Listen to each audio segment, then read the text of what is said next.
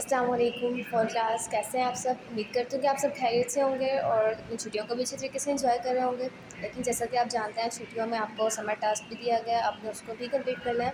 تو آج ہم اس کے بارے میں بات کریں گے، میں آپ کو اس کے بارے میں بتاؤں گی کہ آپ نے اس کو کس طرح سے حل کرنا ہے۔ سب سے پہلے آپ کو ہدایات دی گئی ہیں، آپ کو ہدایات کو اچھی طریقے سے پڑھنا ہے کام شروع کرنے سے پہلے۔ اس کے اندر آپ کو بتایا کہ آپ نے اپنا کام کیسے کرنا ہے۔ اچھا جی، اس کے اندر انہوں نے آپ کو بتایا کہ آپ نے اپنا کام جو ہے وہ خود کرنا ہے، لیکن جہاں آپ کو ضرورت پڑے اپنے والدین سے، اپنے بڑے بہن بھائیوں سے آپ مدد لے سکتے ہیں، اور اپنا کام کو جو آپ نے ڈیوائڈ کر لینا ہے کہ آپ کا جو جتنی بھی چھٹیاں ہیں اس کے اندر آسانی سے آپ کا کام مکمل ہو جائے۔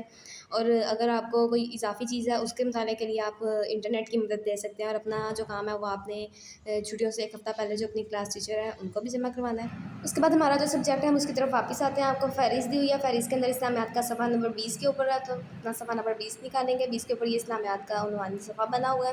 صفحہ نمبر 21 کے اوپر ہماری پہلی سرگرمی ہے۔ پہلی سرگرمی کے اندر دیکھتے ہیں ہمیں کیا انہوں نے کہا ہے، فرشتوں کی خصوصیات نکات کی صورت میں لکھیں۔ اب اس سے آپ کے مائنڈ میں آ رہا ہوگا کہ یہ کون سا سبق ہے، فرشتوں پر ایمان۔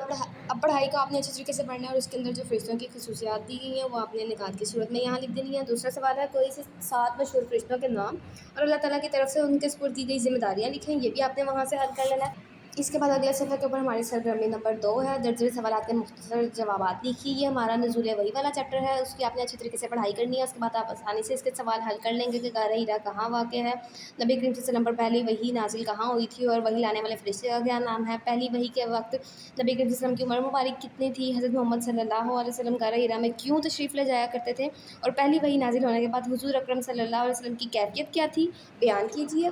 اس کے بعد اگلے صفحے کے اوپر بھی یہی سوالات ہیں۔ حضرت خدیجہ رضی اللہ تعالیٰ عنہا نے آپ صلی اللہ علیہ وسلم کو کن الفاظ میں تسلی دی۔ پہلی وحی میں حضور اکرم صلی اللہ علیہ وسلم پر سورۃ الگ کی 5 آیات نازل ہوئی تھی، معلوم کر کے لکھیے کہ قرآن مجید کے کس پارے میں وہ آیات ہے۔ سورۃ الگ کی ابتدائی 5 آیات کا ترجمہ زبانی یاد کر کے لکھیے۔ اس کے بعد ہمارا اگلا ہے سرگرمی نمبر 3، یہ ہمارا جو دعوت و تبلیغ والا سبق ہے اس کے اندر سے آیا ہوا ہے۔ حضرت محمد رسول اللہ صلی اللہ علیہ وسلم پر سب سے پہلے ایمان لانے والی 4 شخصیات کے نام لکھیں کہ کون سب سے پہلے آپ پر ایمان لایا تھا۔ اس کے بعد ہے دعوت ذو العشیرہ کا مقصد اپنے الفاظ میں لکھیے، یہ آپ نے اپنے الفاظ میں لکھنا ہے کہ اس دعوت کا کیا مقصد تھا۔ اگلا سوال ہے دعوت و تبلیغ کے سلسلے میں حضرت ابو طالب کا کردار بیان کیجیے۔ اس کے بعد ہماری ہے سرگرمی نمبر 4، یہ دیانتداری والے سبق سے آئی ہوئی ہے۔ دیانتداری سے کیا مراد ہے؟ ایمانداری، دیانتداری کے بارے میں کسی کے ایک قرآنی آیت اور سورت کا اور آیت کا نام بھی لکھنا ہے، اس کا ترجمہ لکھنا ہے، اور وہ کس سورت کی ہے اور اس آیت کا نمبر کیا ہے وہ لکھیں گے۔ ایک طالب علم کی حیثیت سے اپنی زندگی کے کن معاملات میں ایمانداری اپنا سکتے ہیں وہ آپ نے لکھنا ہے۔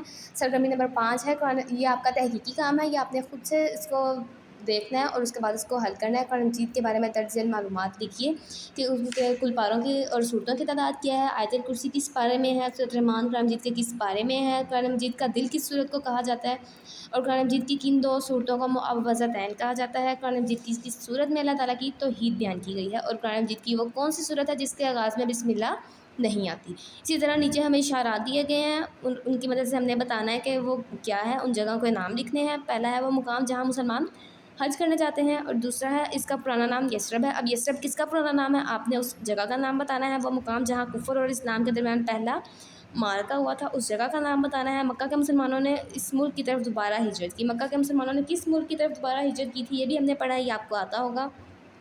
اور اس کے بعد ہے وہ جگہ جہاں اسلام کی پہلی مسجد تعمیر کی گئی، یہ آپ نے خود سے اس کو تحقیق کرنی ہے اور اس کے بعد اسے مکمل کرنا ہے۔ اس کے بعد اگلے صفحے کے اوپر آپ کی سرگرمی دی ہوئی ہے، یہ آپ نے خود سے کرنی ہے۔ تعلیمی منصوبہ، پہلے سورۃ المعون کا چارٹ یا پیپر تیار کرنا ہے، اور چارٹ کے آخر میں آپ نے اپنا نام بھی لکھنا ہے، جماعت اور رول نمبر، اور سورۃ معون کے اندر آپ نے اس کے بارے میں بتانا، اس کا پس منظر کیا ہے، وہ کیسے نازل ہوئی، اس کا مرکزی مضمون کیا ہے، اور اس کے نکات کیا ہیں۔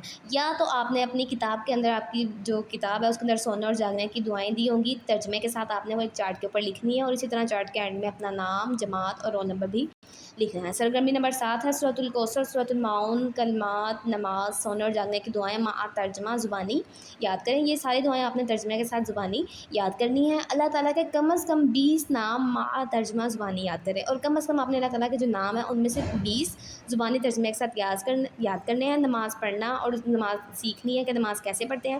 اس کے بعد اگلا ہے اضافی کتب مطالعہ، اضافی آپ کو کام دیا ہوا کہ آپ نے جو آپ کو پوائنٹس دیے ہوئے ہیں، اسلامی طرز زندگی، چلڈرن سوسائٹی قرآن لاہور، پیارے نبی صلی اللہ علیہ وسلم کی پیاری کہانیاں، تعلیم و تربیت، چلڈرن قرآن سوسائٹی، اس کے اندر سے کچھ بھی آپ نے جو ہے وہ خود سے پڑھنا ہے، اس کا مطالعہ کرنا ہے، اور پھر آپ نے ہمیں بتانا بھی ہے کہ آپ نے اس سے کیا سیکھا۔ آپ کا اسلامیات کا کام یہیں تک تھا. آگے ہم نے ناظرہ کا کرنا ہے. ناظرہ کی ہم فہرست میں دیکھ لیتے ہیں. فہرست کے اندر ناظرہ کا صفحہ نمبر 36 کے اوپر ہے. صفحہ نمبر 36 نکالیں گے. اس اگلے صفحے کے اوپر ہمیں ناظرہ کا دیا ہوا ہے. پارہ نمبر 10 درست تلفظ کے ساتھ ناظرہ خوانی کیجیے. آپ نے اس کو درست تلفظ کے ساتھ پڑھنا ہے. اور پارہ نمبر 10 میں شامل صورتوں کے نام جو آپ پارہ نمبر 10 پڑھیں گے، اس کے جو صورتیں ہیں ان کے نام تلاش کرنے ہیں، اور جو آپ کو نیچے جگہ دی ہوئی ہے وہاں پہ اپنے صورتوں کے نام لکھنے ہیں.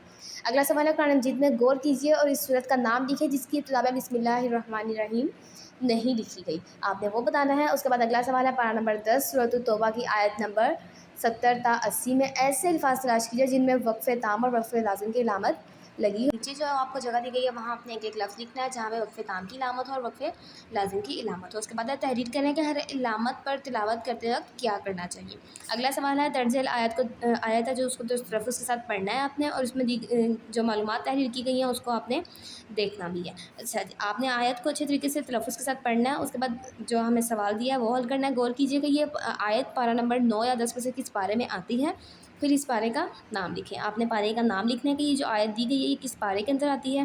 یہ آیت مبارکہ کس صورت سے ہے، صورت کا نام اور آیت نمبر لکھیں. اس کے بعد اگلا سوال ہے کہ یہ جو ہمیں آیت دی گئی ہے اس کے اندر جو حرف را ہے وہ چار مرتبہ آیا ہے. غور کیجیے اور بتائیے کہ جو را ہے اس کے اندر سے کون سا را باریک پڑھا جائے گا اور کون سا موٹا. اوکے اسٹوڈنٹس، آپ کا کام یہیں تک تھا. تو امید ہے آپ کو اچھی طریقے سے سمجھ آ گئی ہوگی. جو میں نے آپ کو بتایا آپ نے اس کو اچھی طریقے سے لکھنا بھی ہے اور یاد بھی کرنا. تب تک کے لیے اللہ حافظ. انشاءاللہ نیکسٹ ویڈیو میں ملاقات ہوگی.